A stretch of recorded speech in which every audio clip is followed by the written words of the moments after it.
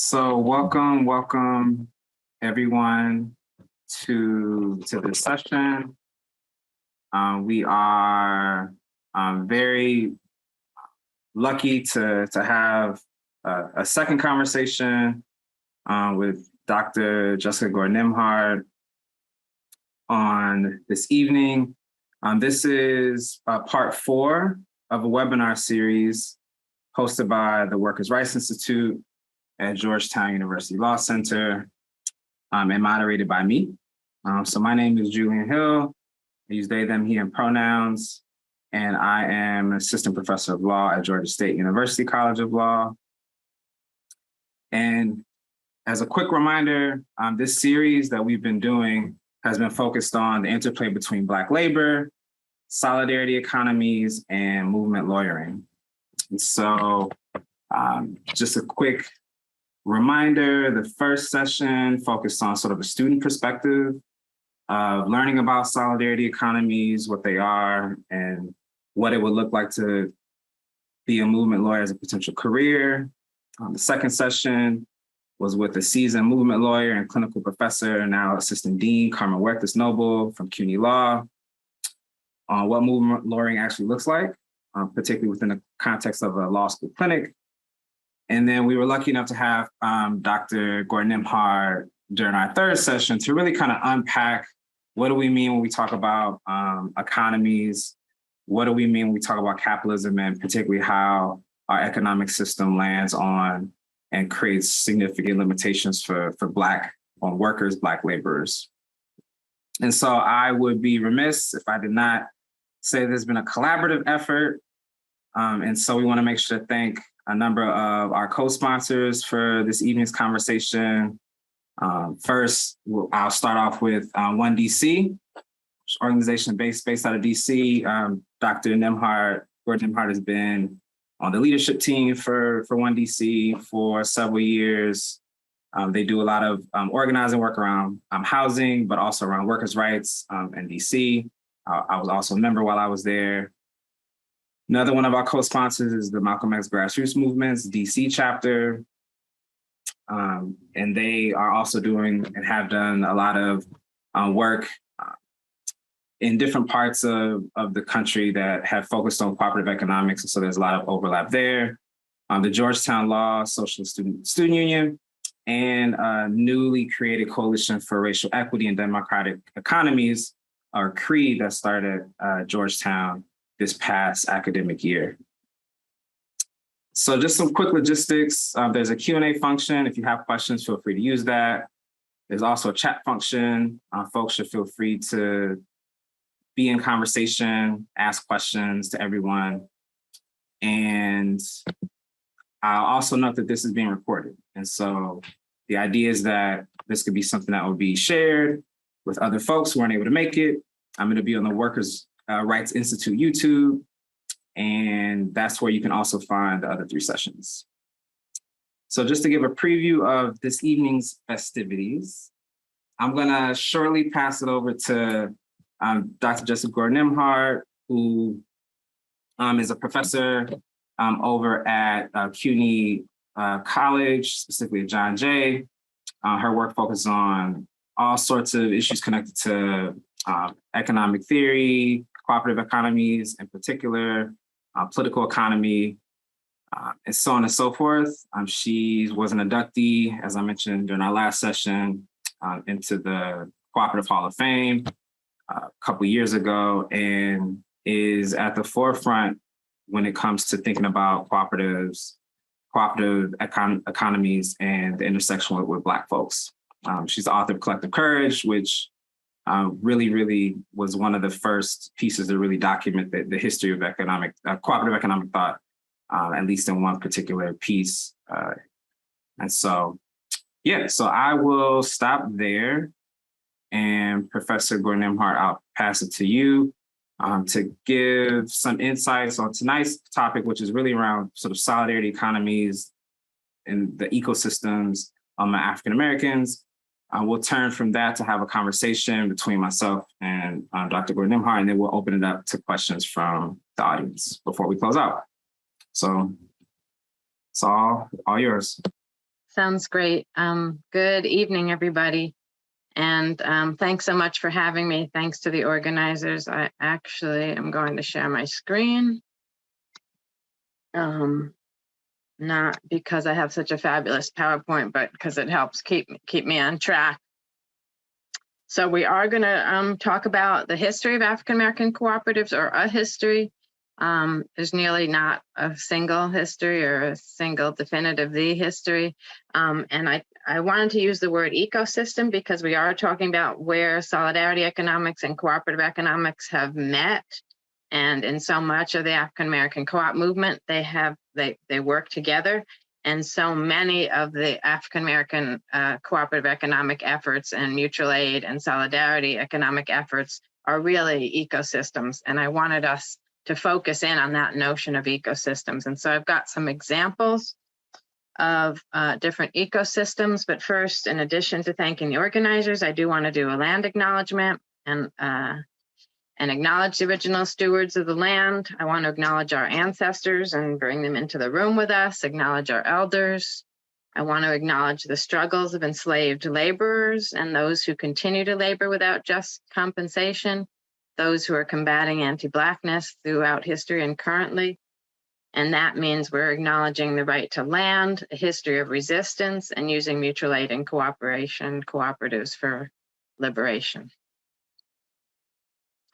So we know, or at least I was able to find out from my research, when I first started doing the research, we couldn't say definitively that African Americans had a long and strong history of mutual aid, but we know that they do. I was able to find instances, especially starting with mutual aid from 16 and 1700s on up, and definitely cooperative ownership of all kinds, formal and informal, especially in reaction to market failures and economic racial discrimination. We talked a little bit about both of those in the last session.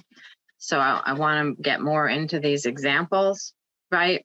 But as I said, this African American co-op movement has been a hidden history, very complicated by economic marginalization and very much thwarted by racial discrimination and white supremacist terrorism. And so it's often been hard.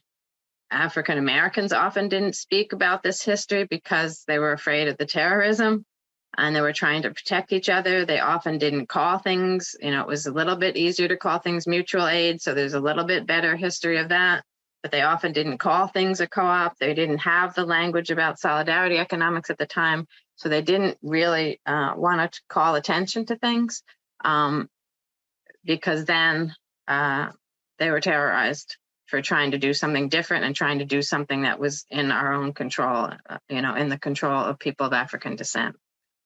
But nonetheless, there's this continuous history of resistance and perseverance, especially to practice economic alternatives. So there's just the copy of the book. And I pretty much talk about kind of the gamut of the ways that mutual aid, solidarity, and cooperative economics were used for survival, for resistance, and prosperity. I probably should have put liberation there too, though we're not liberated yet. Maybe that's why I didn't put it there.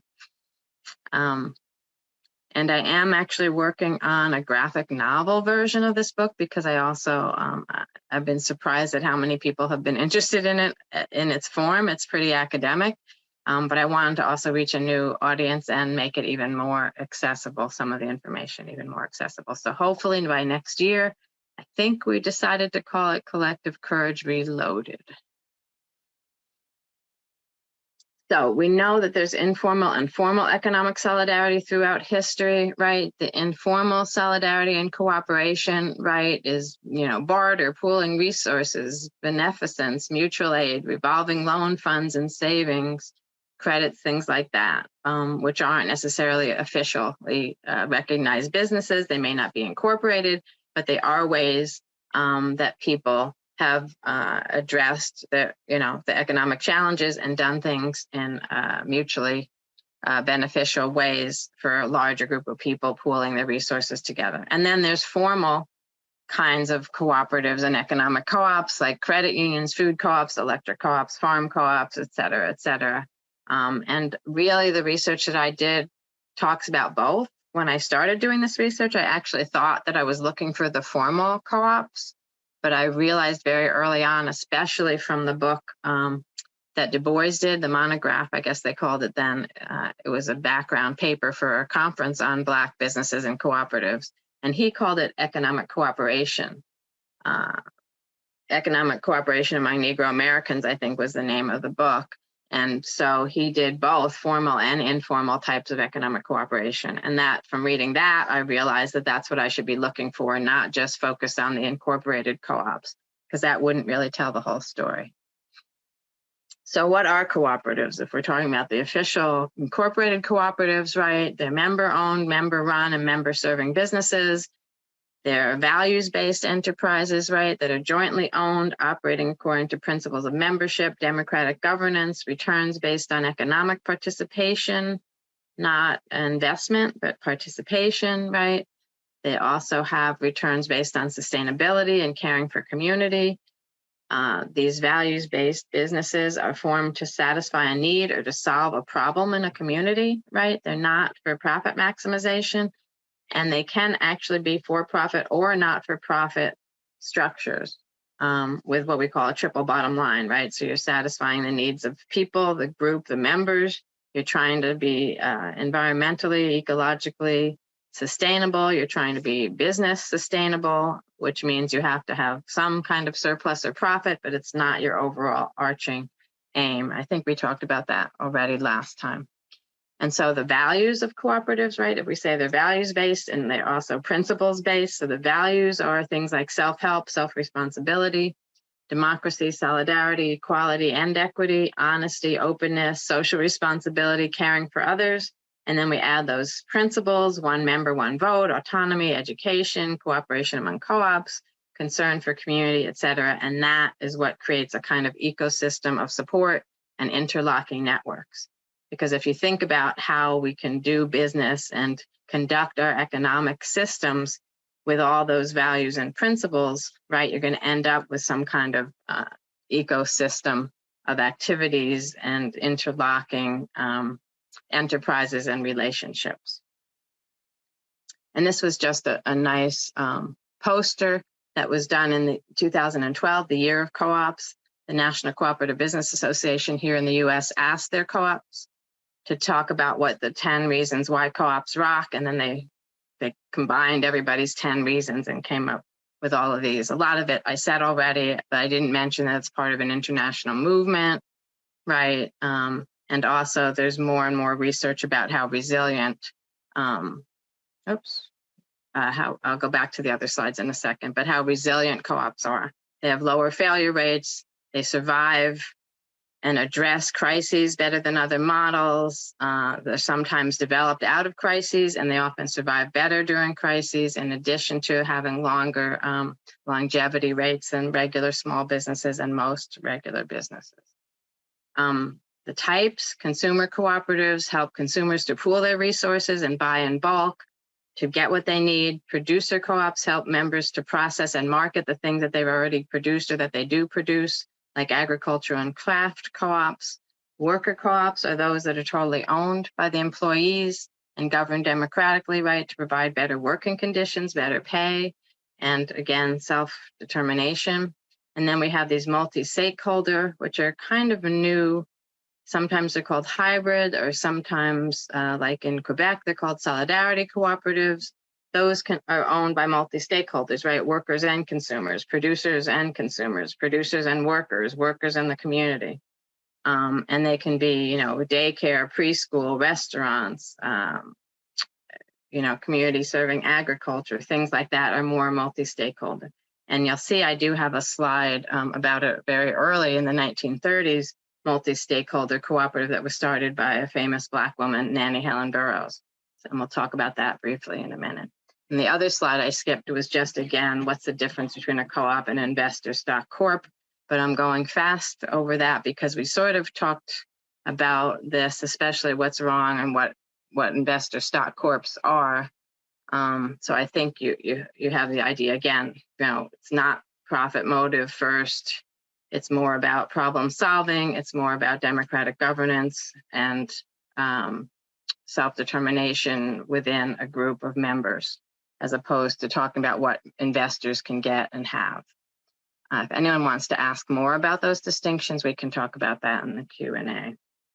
The other thing I want to say, which I also didn't realize until I started doing my research, was that mutual aid and economic cooperation are universal, right? It's not just, when I first started learning about co-ops, everyone made it sound like it was the Europeans who did it, that Europeans started it, British started it. Then the rest of Europe kind of got into it, then Canada, then US, that kind of thing, and never talked about indigenous commonwealth and indigenous solidarity economics and collectives and cooperative economic cooperation and things like that. When I first started learning about co-ops and asked about, where are the Black co-ops, where are the Black people in co-ops, most people said they didn't know.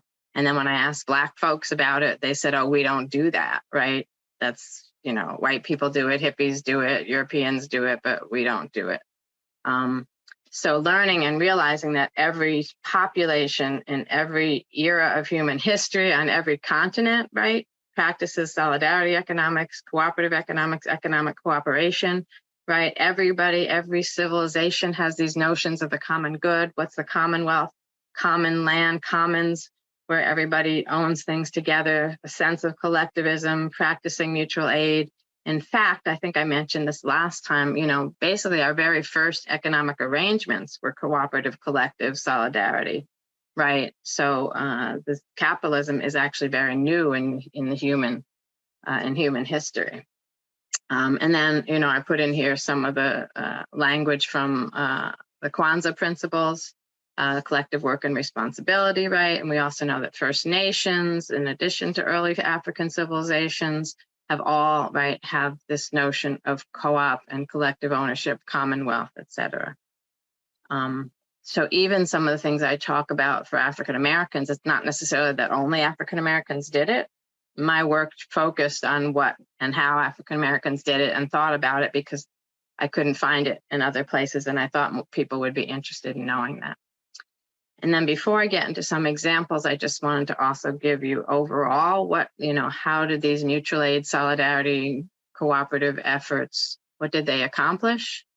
Well, they help people pool resources. They help people to get access to quality goods and services in culturally and geographically sensitive and appropriate ways, right? They help people to save costs, to increase their income and their wealth, to combat actual discrimination and inequality and marginalization, to increase Black economic stability. So a lot of these co-ops enabled communities to have some stability in either in a time or a place or under conditions that were were unstable and unfavorable, right? Self-sufficiency and self-determination, right? Gaining some independence from often Blacks were dependent even on the political system because on their job, their white boss would tell them how to vote and things like that. So co-ops, again, were used to even gain some political independence because you could gain some economic independence and self-determination,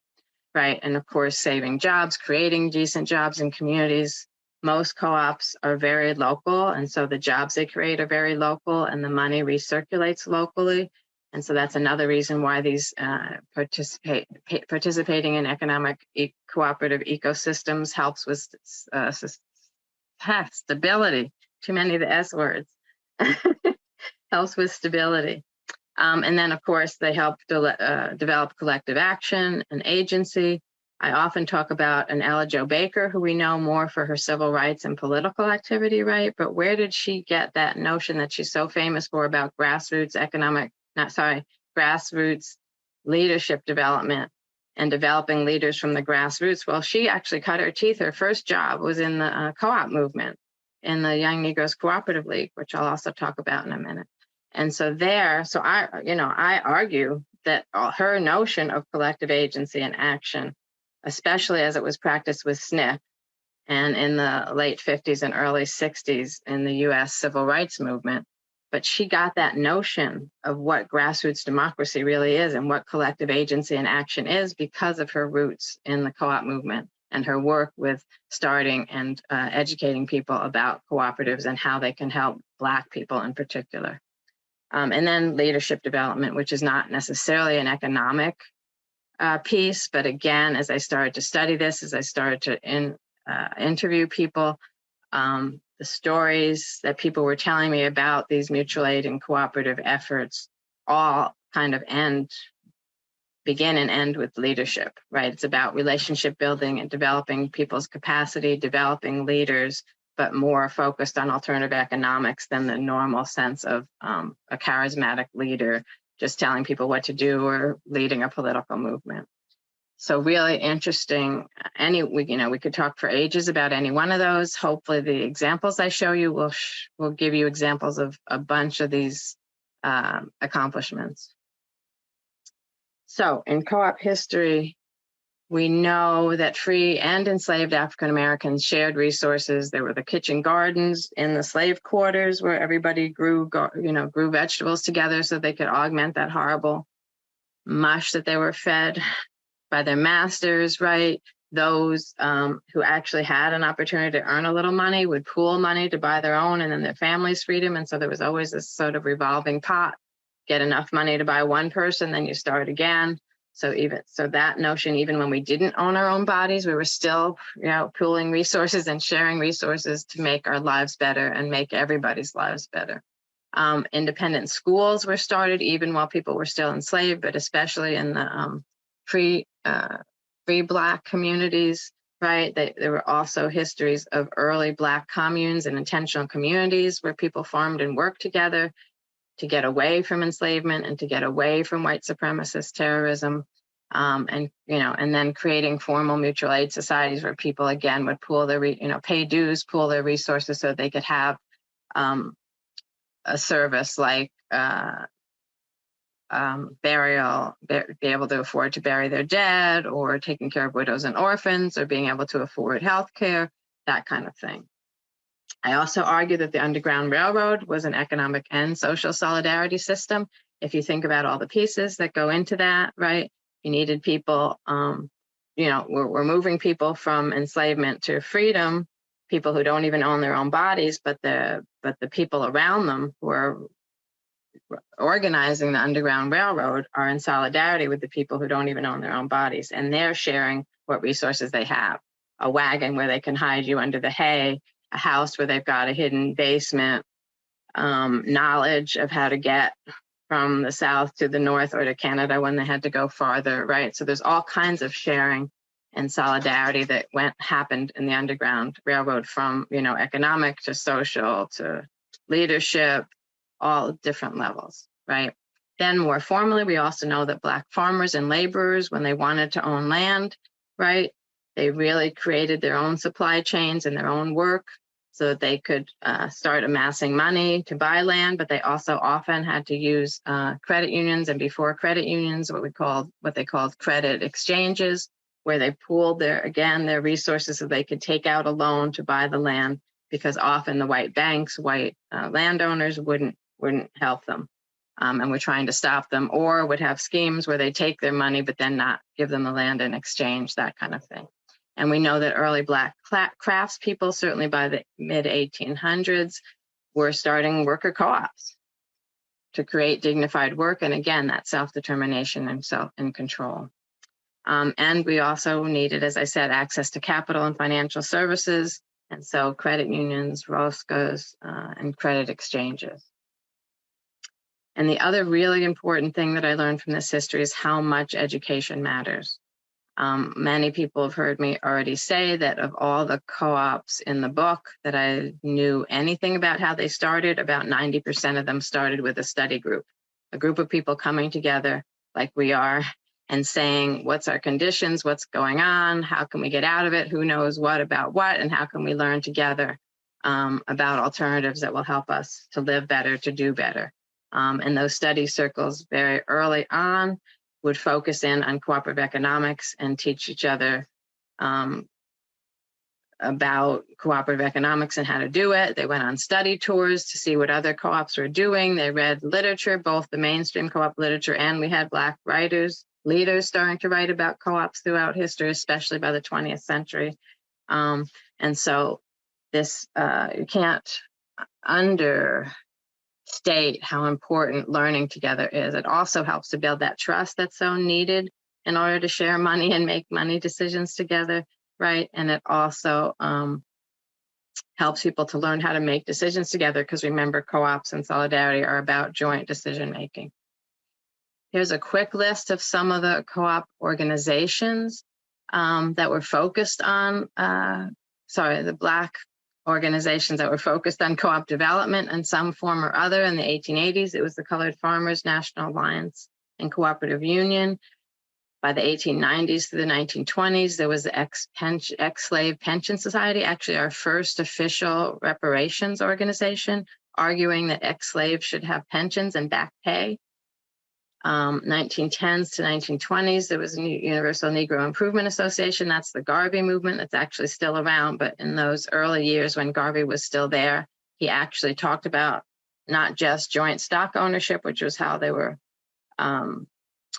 how a lot of their economic activities were structured, but also he wanted to go further and have more democratic economic participation, and thought about some kind of solidarity system, especially between the US, Caribbean, and Africans in those three areas.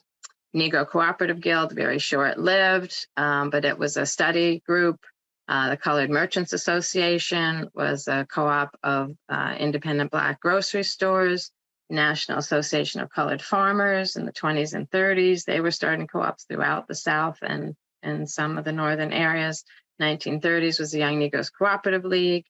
The Brotherhood of Sleeping Car Porters, the first official Black independent trade union, especially the Ladies Auxiliary, were teaching members about co-ops and arguing about how co-ops are a way to keep those good, hard-earned wages that being in a union was getting the sleeping car porters, keeping it circulating in Black communities and helping Black communities. And then we can get into the 60s and 70s, the Poor People's Corporations, the Black Panther Party. And then by the late 1960s, groups came together to start the Federation of Southern Cooperatives Land Assistance Fund to make sure there was a Southern regional Black controlled co-op of co-ops to help organize co-ops throughout the South. And they still exist.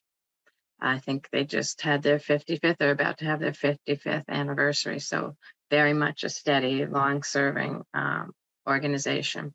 The Nation of Islam even did co-ops, worker co-ops, and food co-ops in particular. In the early 2000s, we have groups like Green Worker Cooperatives, Cooperation Jackson, Us Lifting Us in Atlanta, Movement for Black Lives has a co-op platform, etc. So you can see how important education, organization, strong Black organizations. And I found really that three periods, and I think we're coming upon a fourth period now, were the most active Black co-op periods. So the 1880s, 1930s and 40s, 1960s and 70s, and I think now the 1920s, sorry, the 2020s. And what was similar about them? So the survival needs, the 1880s and the 1930s, a lot of it was very much first about survival because the economy was so bad. And in the 1880s, we were also reverting to Jim Crow law, segregation, and the Ku Klux Klan and white terrorism, right? So also the 1880s and the 1960s were similar, and that there were periods of strong race consciousness and transition. Again, the 1880s were transitioning from Reconstruction to segregation. The 1960s was kind of transitioning from the civil rights movement and the post-World War II economic good times into the 70s, where the economics were not very good. But again, strong race consciousness because of the modern civil rights movement then. In the 1880s and the 1960s also was a recognition that if we were going to be politically active and fight for civil rights, we also had to have some level of economic independence. So that's another reason those two periods. And then all three periods had strong Black organizations. I just went through the list that were focused on economic liberation and deliberate co-op development. And that was another one of the really surprising findings for me, to see that in the periods of the most prolific co-ops, there were also the period of the strongest Black organizations. In fact, Colored Farmers National Alliance and Cooperative Union from the 1880s, somebody just told me a couple months ago that they think it's still the largest. It was the largest Black organization. I used to say it was the largest Black organization of its time, but some people say it's even larger than Garvey or any of the other organizations. And they were very much focused on cooperative economics. The other thing that's really fascinating about the 1880s, which we haven't really had but I think maybe this period in the 2020s, we might be entering a similar period where the labor union, co-ops, populism, Black populism, integration, women's rights, all those groups were really working toward the same thing, had similar platforms, and worked on joint platforms. So the early labor unions were advocating for worker control that included cooperatives, especially worker co-ops, but also consumer and producer co-ops, such as co-op mills, factories, craft production, retail stores. The early labor unions were connected with the populist movement that was arguing for political rights for Blacks and whites, especially small farmers and laborers. Black and white small farmers and laborers were actually working together instead of the farmers who were landowners and the laborers who were not landowners are, fighting each other. Most of the organizations, including the Colored Farmers National Alliance and Cooperative Union, had both Black landowner farmers and Black landless laborers together in the same organization, again, working for the same kind of self-determination, control over economics, better economic justice, and economic democracy. So again, really interesting connections that I'm also starting to see again now in the 2020s. I'm going to go quickly over Richmond, Virginia with the Workingman's Reform Party, because it's another example of that alliance I was telling you about from the 1880s. This was the Knights of Labor, which was not a Black union, but it was one of the earliest and most progressive integrated unions. However, in the southern cities and some of them, in the southern areas and some of the northern cities, Knights of Labor chapters could be only Black or only white, but they still were able to fight for a similar platform. And that's what happened in Richmond, Virginia. The Black Knights of Labor couldn't be in the same room with the white Knights of Labor because of the segregation laws, but they all met behind the scenes to do a joint campaign. And one of their campaigns was to win control of the city council, because the city council was about to hire convict labor to rebuild the city hall.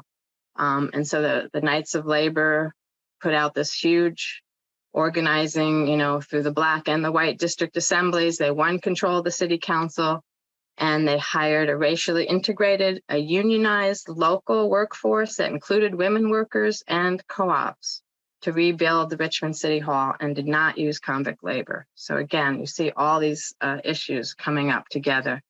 And their campaign, as I said, included women leaders and rank and file campaign organizers. They were often boycotting the worst of the companies, and they often were organizing worker cooperatives, especially construction co-ops and things like that, to do the work, because they believed that was the best way for labor to be in control of its own economics. And then I keep talking about the Colored Farmers National Alliance. A short time, only existed from 1886 to 1891, but its purpose was to aid Black farmers and farm workers to regain their rights and to make a living. They used their economic model was to use cooperative development, and so they were teaching cooperative development as well as forming labor unions. And they also were a political party because they were part of the Black populist movement. And they were also, the rising KKK during this time. They were countering the violence and exploitation practiced by white supremacist landowners and vigilantes. They were a mutual aid society, a political party, a labor union, and a co-op developer. So again, that's why I keep talking about how in those days it was all kind of connected. And then, as I said, it was probably had over 1 million members, was the largest Black organization. They established co-op stores to buy at bulk. They shared equipment. They did loans to pay off their mortgages or to buy land through credit exchanges, but they also suffered horrible terrorism. In fact, most of the chapters had to go underground, and their president actually had to be a white man.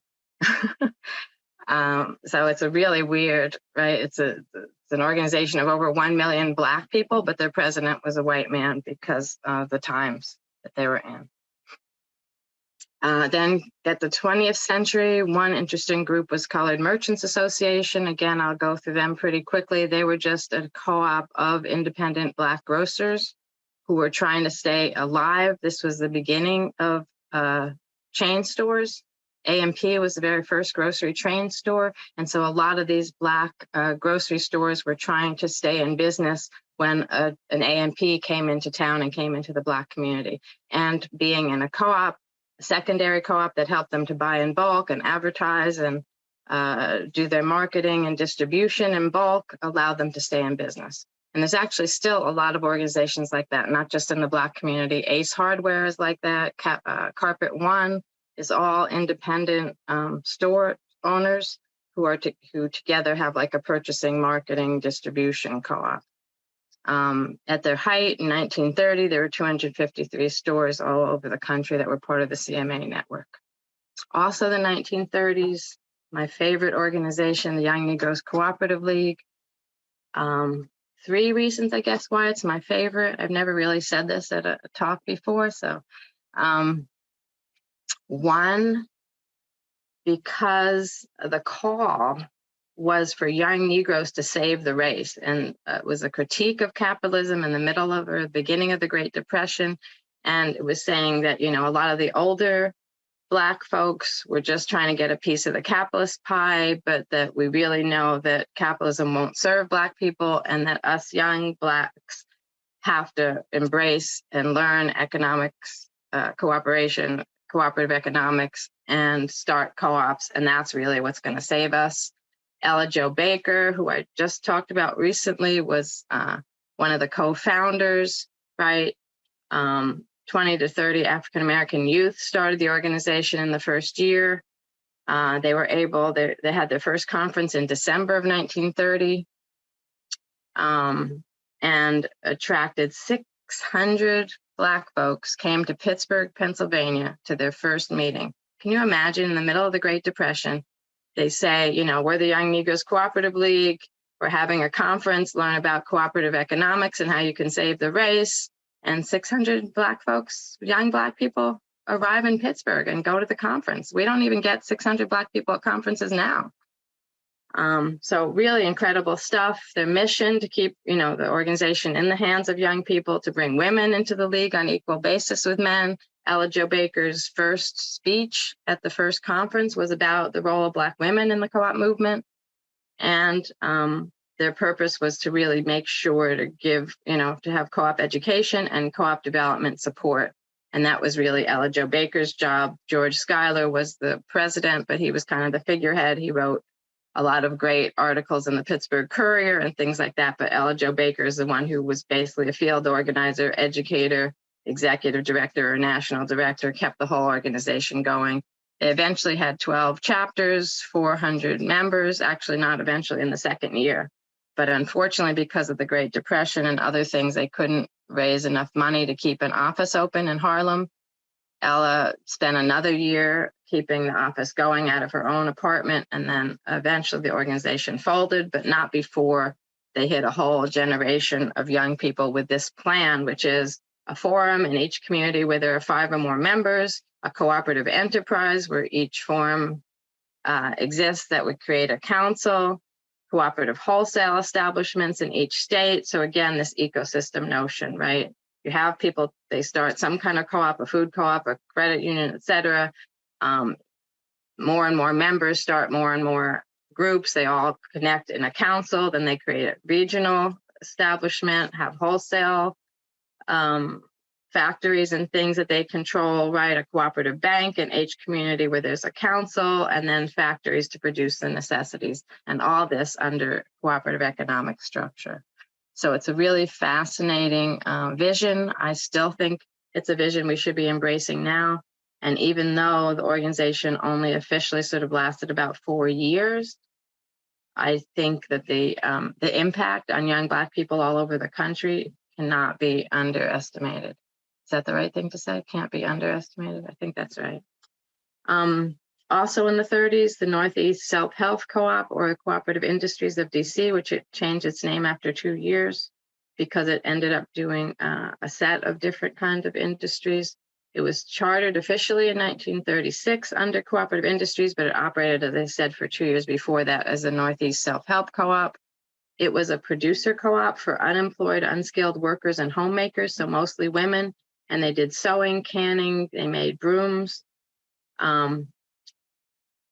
By 1936, they were able to get part of a government grant from the government self-help co-ops under the FDR's administration. That allowed them to capitalize more to buy a farm.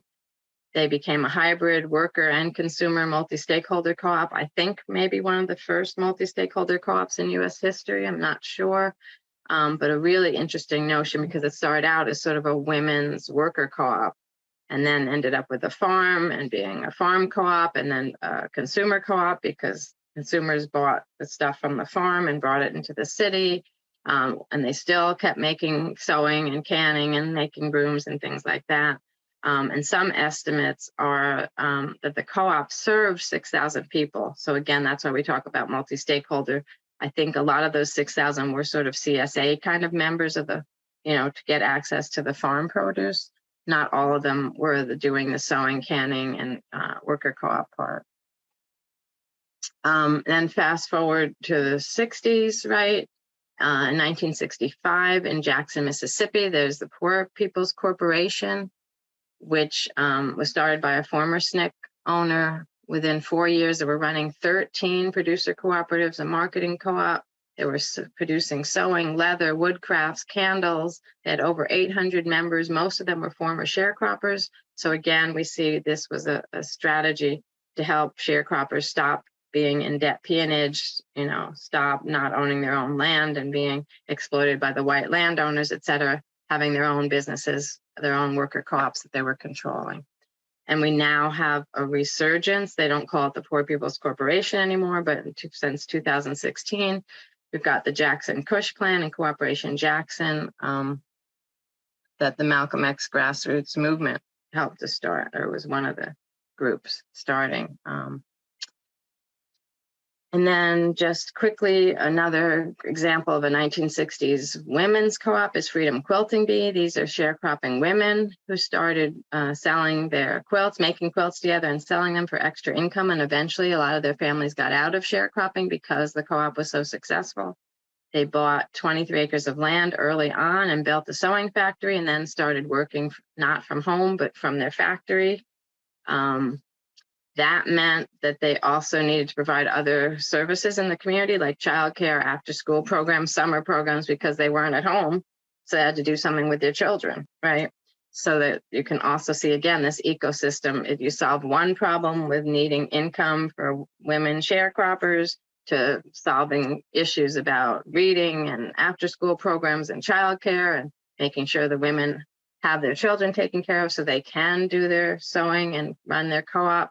But also because they own land, they often were helping sharecroppers who were evicted because they registered to vote or went to a civil rights meeting, would help them either sell an acre to them or give them a better lease until they got on their feet. So the co-op really was able to serve all kinds of different issues. And also Freedom Quilting Bee was a founding member of that Federation of Southern Cooperatives Land Assistance Fund that I talked about. And then I just want to quickly, Joanna Brockman, and she has a website too about this, but I realized I should let people know, did a great job about co-ops in DC throughout DC history.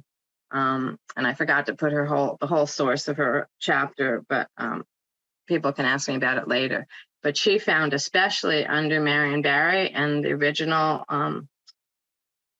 local control and state rule stuff, Marion Barry created a bunch of new structures and policies to support citywide co-op development. He had a mayor's commission for cooperative economic development. So housing activists through that were able to advocate for limited equity housing co-ops and other kinds of co-ops. And during 79 to 91, about 27 to 30 housing co-ops were established at that time. There had been a few earlier ones, but these, were established during that time. Credit unions, bakery co-ops, taxi co-op. Actually, the taxi co-op had started in the 1930s. And there were also food co-ops. I have a slide about that. Unfortunately, by the 1985, neoliberalism, right, and shift to privatization strategies nationally and in DC kind of slowed down the co-op movement, but also the Barry administration was under attack, right? And he and so many of his people got indicted and stuff. So the support and funding for co-ops declined. But here's during that home rule period, food co-ops that started, there's 1, 2, 3, 4, 5, 6, 7, 8, like 12 of them. 2 of them were earlier, Glut and the MLK #1, but all the others were started again during the late 70s, early 80s throughout Washington, D.C. Most of them were Black owned. And then to end with thinking about what students can do, this is Crenshaw High School in South Central LA, 1992, right after the Rodney King rebellions, right? The students wanted to do something in their communities. One of their teachers helped them to start growing produce, and they first were giving it away for free. Then they learned about farmers markets and started earning some money from selling their produce. So they decided to start a cooperative and to do some value added and create a salad dressing line, which is what they called Food from the Hood. They started selling salad dressing, not just at school events and from their school, but the new Amazon marketplace online. And they actually, for about 10 years, you could get their salad dressing from Amazon. The co-op voted to save at least 50% of their profits into a college scholarship fund. So any of their graduating members could be awarded some funds to help them go to college. Over the first 10 years, they awarded about 77 different scholarships amounting to about $180,000. Not a huge amount, but think about this as the 90s, early 2000s, and these are students who who hadn't even thought about college because they didn't think they had any money to go. And so the co-op really made a big difference. In fact, the school started a college prep program because they now had these students who were graduating from the co-op and graduating from high school interested in having some money to go.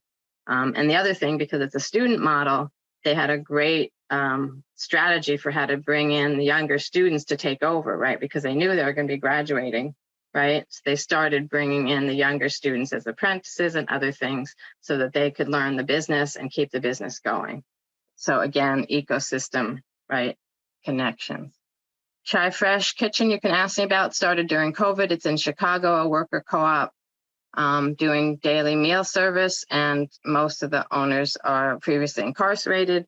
And then New York City, the Drivers Cooperative, trying to counter Uber and Lyft. So you can ask me about that in the Q&A as well. So lessons learned, right? Importance of education, studying, training, learning from each other, formal and informal study, significance of organizational supports and deliberate co-op organizing, significance of community involvement and solidarity, sense of solidarity, pooling of resources to provide access to non-exploitative resources, the democratic participation, sharing of power, so including all kinds of voices, including women's leadership, the participation of young people, and of course, right, creating these values-based structures that provide real economic participation, economic democracy, and economic justice. Community organizing matters, right? Community and organizing matters. We saw that through how important all those different organizations were. And then I just have some great quotes. Fannie Lou Hamer, who started Freedom Farm outside of Jackson in the 70s, right? She said ownership, collective ownership of land opens the door to many opportunities for group development of economic enterprises to develop the total community rather than monopolize resources or create monopolies. Helena Wilson, who was the president of Ladies Auxiliary to the Brotherhood of Sleeping Car Porters for about 30 years, talks about, no other group can be another's equal if you can't and won't protect your own interests, right? And this new order can be brought about once the Negro acknowledges the wisdom of uniting his forces, his or her forces, or their forces, and pooling funds for the common good. And then finally, another one of my favorite quotes by W.E.B. Du Bois, who also quietly and sometimes not so quietly was supporting co-op development among Black groups. I think this is an editorial that he wrote in the Crisis magazine. You know, that's the magazine for the NAACP. And I think this was the editorial that was called The Right to Work. And instead of, you know, what we know as the right to work states in the South, which are also backward and regressive and stuff, his notion of the right to work was the right to work and own our own co-ops and that kind of thing. And he ends one of, I think, the last paragraphs or so of that article, that editorial. He says, we can, by consumers and producers' cooperation, establish a progressively self-supporting economy that will wield the majority of our people into an impregnable economic phalanx, right? So this about consumers and producers cooperatives, self-supporting, progressively self-supporting, and then it would wield the majority of our people, right, into this impregnable economic phalanx, right? We can't be beaten if we just follow this strategy. So I want to leave you with that notion. Thank you so much, and I'm looking forward to talking to my buddy Julian and seeing what kind of questions you all have and what you want to say.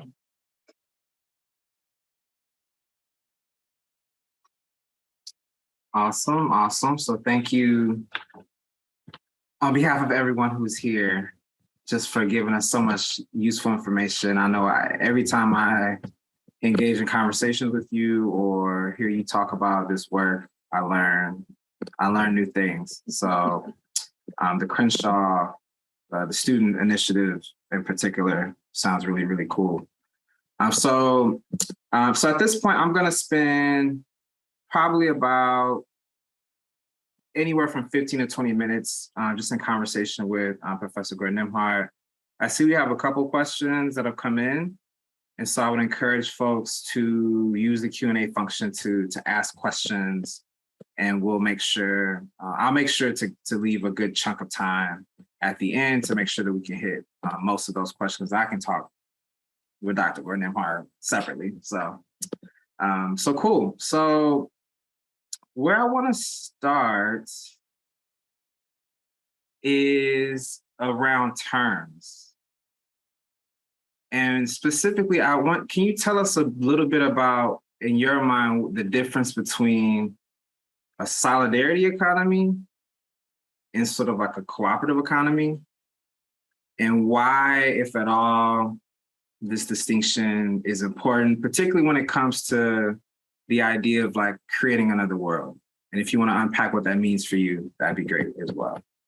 Right, sure. Well, when I first got excited about, community economic development through cooperative economics, I was excited about those values and principles that I said co-ops have.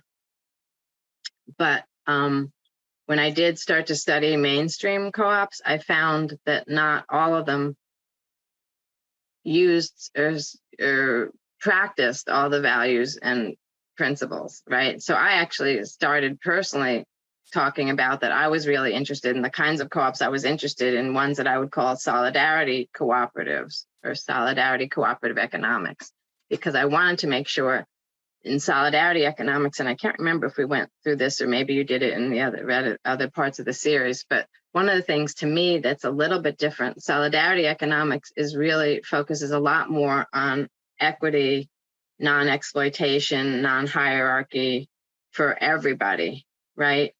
Unfortunately, some co-ops, especially the ones that are like producer co-ops, they don't necessarily practice solidarity with their workers, right? So Land of Lakes, right, which is one of the largest co-ops in the United States, it's a producer co-op. It's a co-op owned by dairy farmers, right? But it's not a multi-stakeholder co-op. So their workers are not in the co-op. So the co-op works very well, right? There's a lot of equality and economic democracy for all the members who are the dairy farmers, the landowners, right? And the dairy farmers, because that co-op helps them to sell their milk to their co-op, and then the co-op processes the milk into the butter, the yogurt, whatever, all the things that Land O'Lakes sells, right? And then they get a share. The co-op buys their milk from them, but also because they're owners of the co-op, they get a share of the profits and all that kind of stuff, right? So it's great, right? And it's all the members are very democratic with each other, right? But what happens to the workers, right? They're still trying to maximize their profits and not necessarily worried about working conditions. They're not sharing profits with workers because their workers aren't members, right? So to me, that wasn't in the world that I wanted. I didn't want any exploitation. I didn't want the group of people who had some resources, like who already had farms and owned cows, to be able to then exploit everybody else, but not exploit themselves, right? That wasn't enough for me. And then also, I think, Julian, we were involved in another group that's going to talk about it. And a few years ago, we talked about it in the solidarity and the co-op movements too, the whole role of colonialism, neocolonialism, imperialism, right?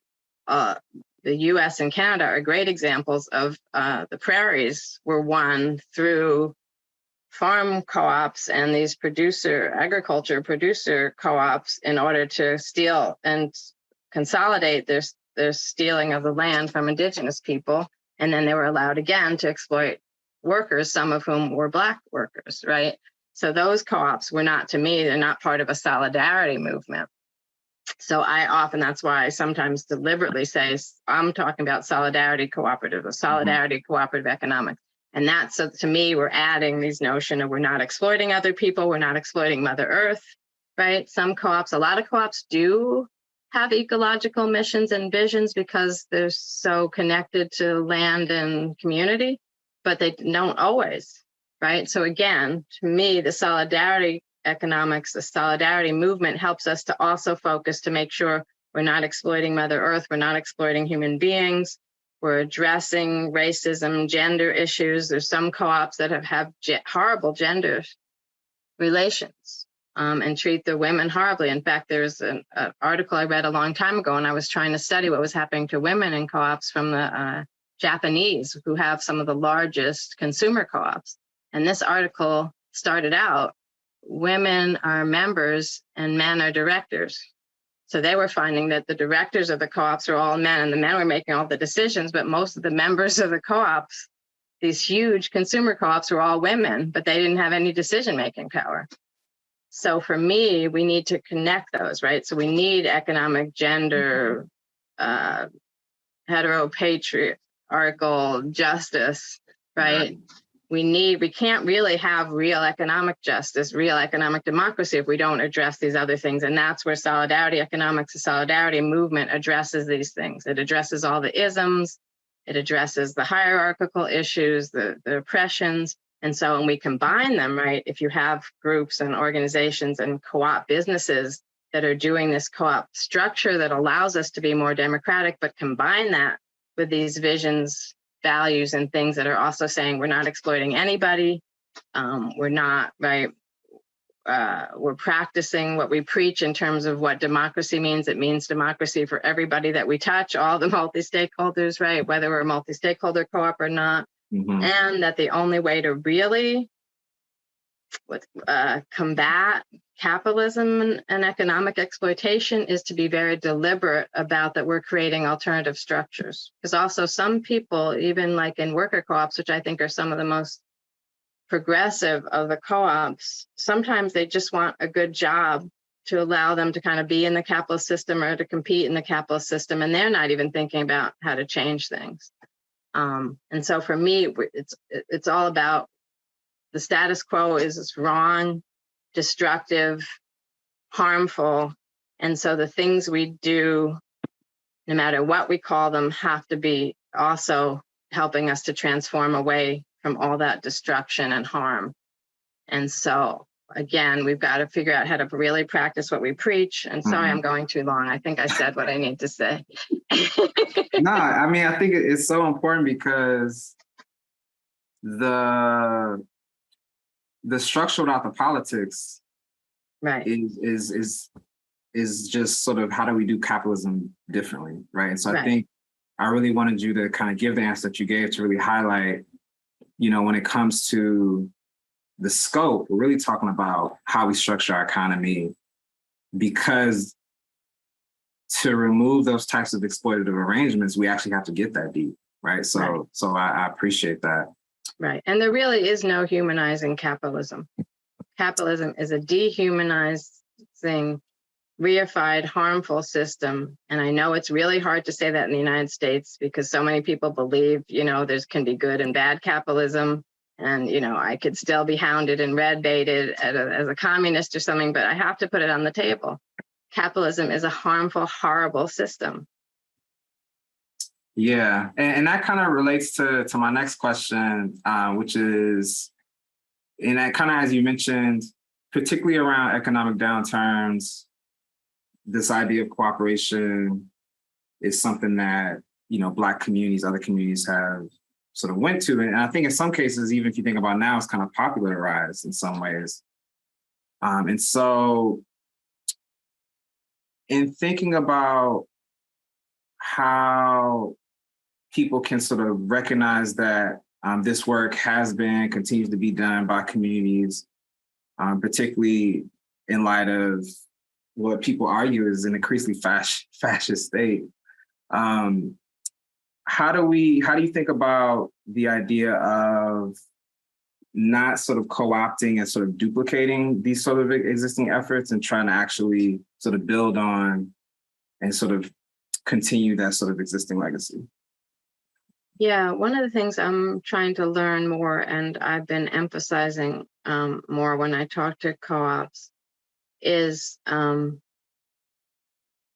we have to recognize, right, that we are in this racialized, gendered, oppressive system, and that if we're not very, again, deliberate about it, that's why all those organizations I found through history that were deliberately analyzing and teaching about cooperative economics, not just kind of letting us fall into it because mutual aid is kind of a natural human thing, right? Starting with that notion that mutual aid is natural, but then being very deliberate. We need to educate ourselves. We need to have this information. We need to see how these other people did it. We need to keep perfecting the model, right? It's okay to make mistakes as long as we keep moving, learn from those mistakes and keep moving forward. So making sure people understand that. And again, it's not the way we're taught in school. It's not the way we're taught to use information. It's not the way we're taught to operate economically. And so it's all so far. And that's the other reason why we have to be so deliberate about it, because it's not like we learned it somewhere, but put it aside so we could, go work at a bank or something. No, we really never learned it. And then here we are. Our instincts are that we should be doing this.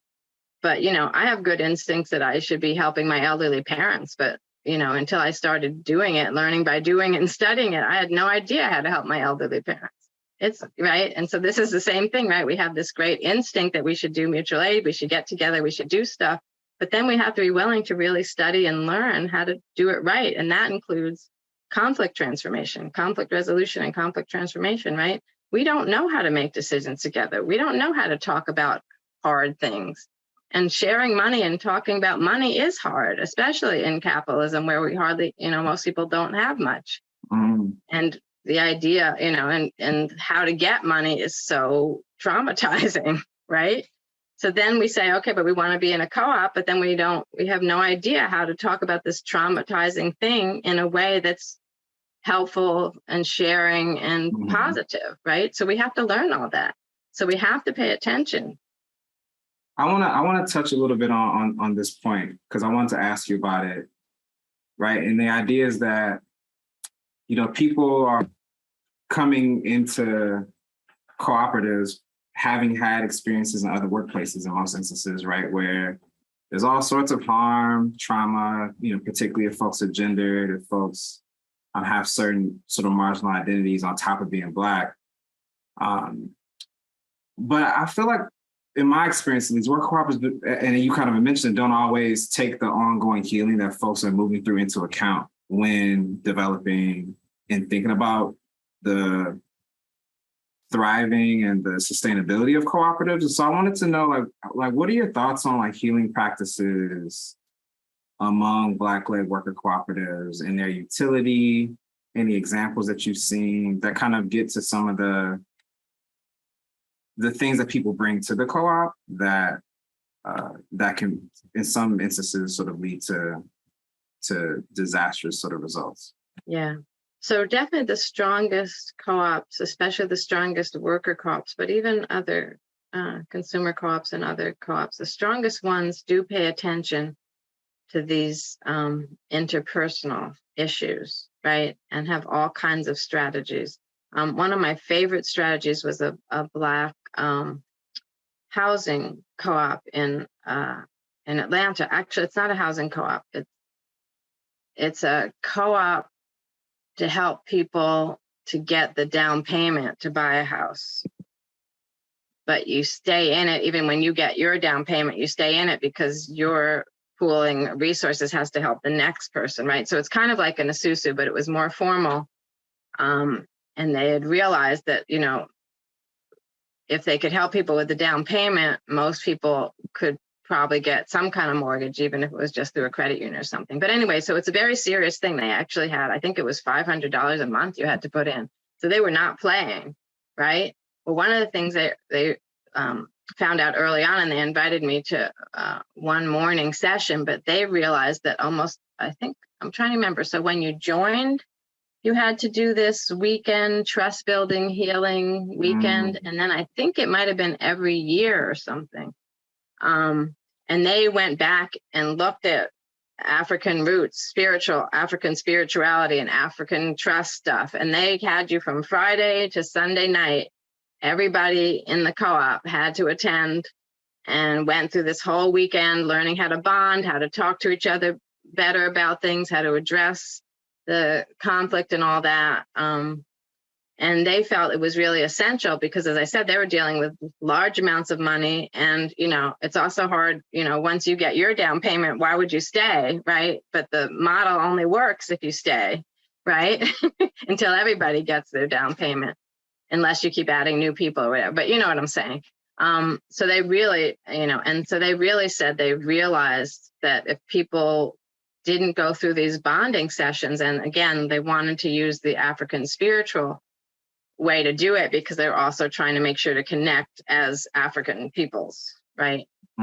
So that's an example. And then there's a lot more co-ops now are trying to learn, you know, better collective decision-making strategies. Like I just was at a conference, Sociocracy for co-ops, and they're really taking seriously both accountability and conflict resolution kind of stuff, and how they help people to run collectively consensus building organizations.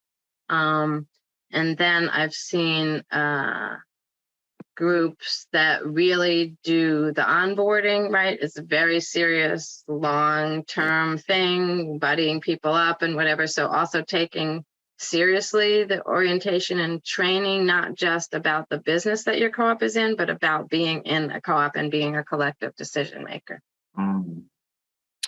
Yeah, I mean, it's so much there. And I appreciate that you kind of tied in some of the intentionality about training, about resources and tools, also to deal with conflict when it comes up, because conflict can be generative and is often like very important for growth. And so definitely would love to hear a little bit more about that organization that you mentioned, because that was one thing that we did want to touch on, was just how do we think about conflict and the ways in which, you know, sociocracy and other sorts of frameworks and tools are important, because if you don't have those tools and frameworks that practice, as you mentioned even earlier in your remarks, like how do you move through conflict, right? If you don't have those resources. Right. There's also another great conflict resolution workbook that was put together by a multiracial group of women, I think. I'm trying to remember what it's called, but I just went to a workshop because, as I told you, I'm realizing I need to learn better about conflict transformation, whatever. And they start with the fact, right, that we live in a very racialized, oppressed society where we're traumatized all the time. And so, of course, we're going to come to our organizations as traumatized people. So instead of trying to either play that down or ignore it or whatever, let's, right? And we're also going to come, right, we've been indoctrinated with all the notions of colonialism and settler colonialism, whatever. So we have to unpack all of that. We have to see what baggage we're carrying with us. We have to talk about it. We have to figure out how to talk about it. Yes. Because so many of us, right, think it's a weakness to talk about it, right? But then the minute there's a disagreement or the minute there's some money to fight over, it comes up anyway. So, their point is, let's have a systematic way. Let's recognize all these things. We're not horrible people because we have this baggage, right? I think that's the other thing, right? And then, white co-opers also feel like, oh, but I'm progressive because I'm a co-op person, and they don't see their own white privilege baggage. And so also just, and then we have other privileges too, right? Ableism privilege and cisgender privilege, and right. And it's hard, so we have to be willing to do that work. For sure. Understand how it all impacts us and how we relate to other people, and then figure out new ways to relate. Because then our co-ops will also work much better. They'll work the way they're supposed to be if we can address these things. For sure. And we can just be in community just in better ways, right? Like conflict out in the street or, in other places. Those tools and practices can be useful in so many other contexts. So I'm going to ask one more question before I open. Sorry, and then just one last thing that I learned on that workshop too, and I'll try to put something in the chat if I can quickly find the link to the thing. But the other thing is that conflict isn't bad, right? It's conflict aversion that's bad, right? So it's not that conflict is supposed to be a way to help us figure out how to get to a higher ground, right? So we're not supposed to see it as something bad or something to avoid. We're supposed to see it as something to learn from. That if you can understand what's holding this person back or what hesitation this person has, or sometimes they have a good reason not to agree with a decision. And if you just have a chance to talk it out, you can actually get to a better decision. Because most of the time we're like, oh, I don't want to fight about that, or I don't, right? We don't get to hear, we don't listen, we don't hear, and we don't get to that higher ground. For sure. So I'm gonna give you an option here. So I can ask my question, and I can ask the other questions that are in the chat, and you can kind of answer all three, or I can sort of ask my question and then do the questions from the audience. What do you prefer? We're ending at 7:30. Yep. Yeah, so why don't you ask them all Okay. together, and I'll try to figure out what I want to answer. So first question, what are some of the policies that you believe are necessary for building out a thriving solidarity economy ecosystem among Black folks? So straight policy question. The second one is from Mark Pierce over at the Workers' Rights Institute at Georgetown. How successful were the cooperative programs started by the Brotherhood of Sleeping Car Porters? And then the third question we have, and people should feel free to throw other ones in here. With modern unions so focused on functioning within the capitalist structure, in other words, demand for better wages and working conditions, is there real space for traditional unions to embrace cooperative economics? Okay, I'll start backwards. So we do actually have, I was about to say, a strong labor co-op group. I guess I can say that. I mean, it's not large, but it is strong. There's a, I forget what it's called, union co-op affinity group in the US Federation of Worker Co-ops that does a lot of work, puts on a lot of great programs and stuff, and works with union people. There's some very progressive unions that are interested in worker co-ops and that are trying to get back in that tradition that I said from the 1880s of unions being interested in worker co-ops. So there's clearly some strong worker co-ops that are unionized, and they have figured out how to make it work. Sometimes they're unionized more for the convenience of getting into a healthcare system and that kind of thing, but often they also are able to use the union to remind them of their needs and interests as workers, because often in worker co-ops, when you come together for governance, you're doing governance to run the company, the co-op, right? You're not necessarily worrying about worker rights. So often being in a union helps them right, to connect to worker rights. A lot of worker co-ops actually started from a union drive. And once they won the union and their employer was either going to sell because they didn't want to be unionized, or the employer didn't really treat them any better because they were unionized, they realized they needed to own their own company, right? So there's all those kinds of connections that work. And then, there's yes, Cooperative Home Care Associates is it's our largest worker co-op, and it's a very effective union co-op.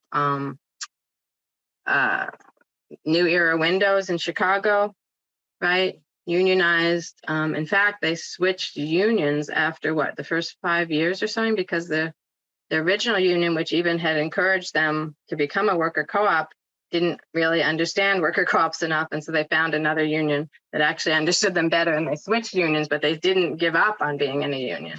And I actually met a couple of them, went to a progressive co-op, union co-op kind of meeting in Mexico, because there was a whole bunch of Mexican unions that were getting into the co-op movement and connecting worker rights and worker ownership with unions. And a couple of the guys from New Era Windows came down for that. So I think the answer is yes, but again, it's one of those things that have to be deliberate. There's some horror stories, especially about consumer co-ops and unions, right? Where the workers in a consumer grocery store co-op tried to unionize, and it didn't work too well because they couldn't figure out when the board of the co-op rules superseded the union's rules, and there was, right, but that was mostly, again, because they really weren't practicing solidarity, right?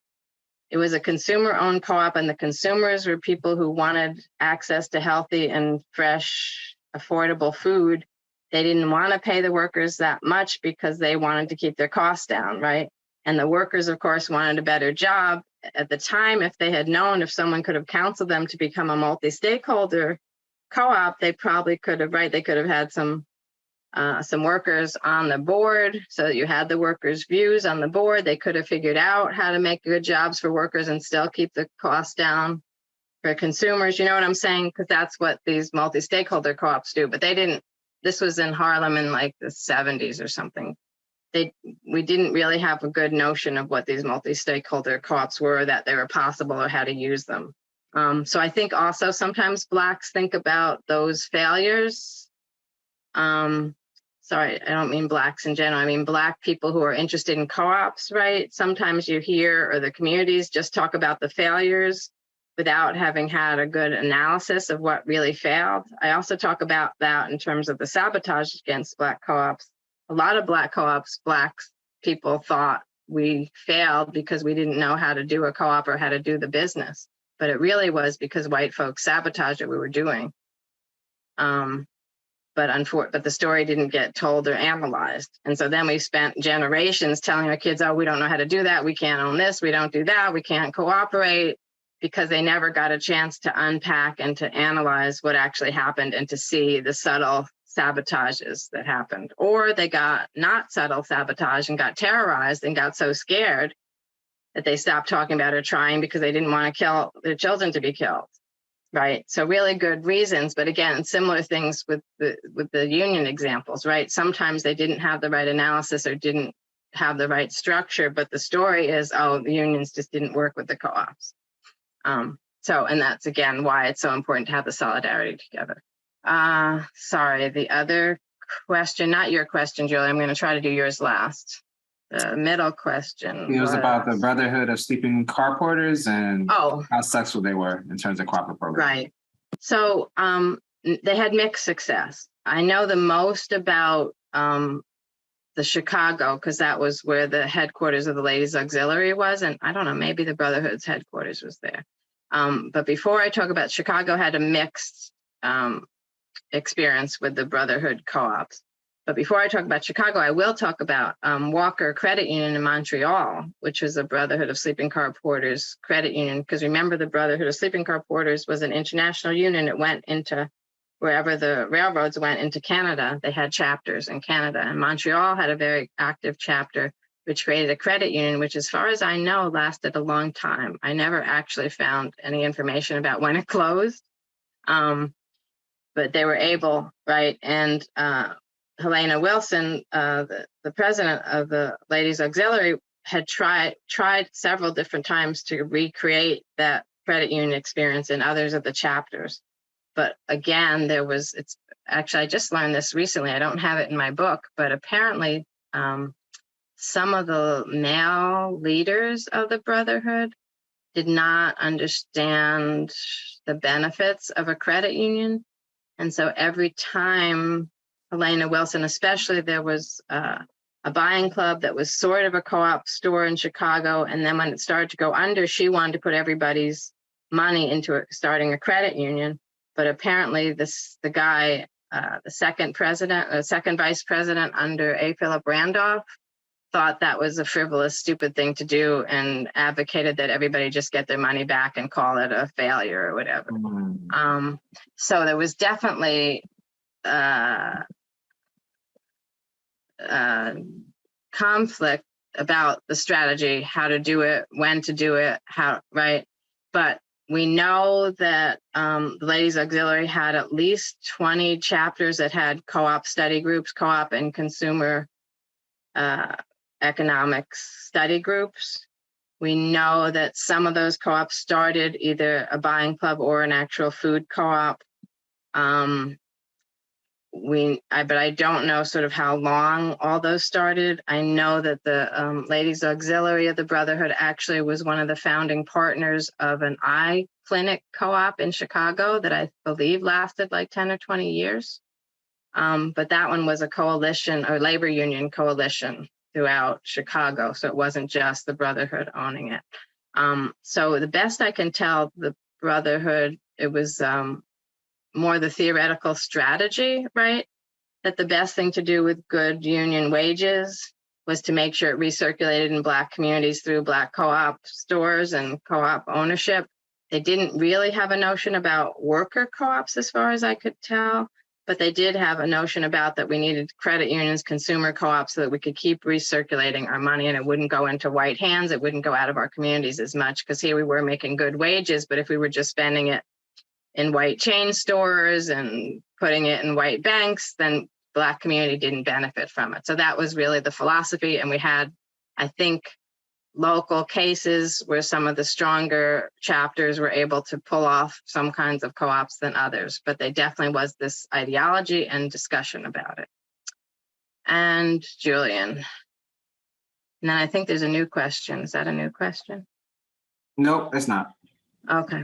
And so I'm sorry, when I start answering one question, I totally forget the other questions. What was your question again? Yeah, no problem at all. So my question was basically with respect to policies, are there any in particular you believe would be important around building out a thriving solidarity economy ecosystem, particularly in light of kind of what you mentioned before around some of the supporting cast members that were important in helping cooperatives thrive, whether it was educational institutions, churches, so on and so forth. But any policies you've seen or you think are necessary?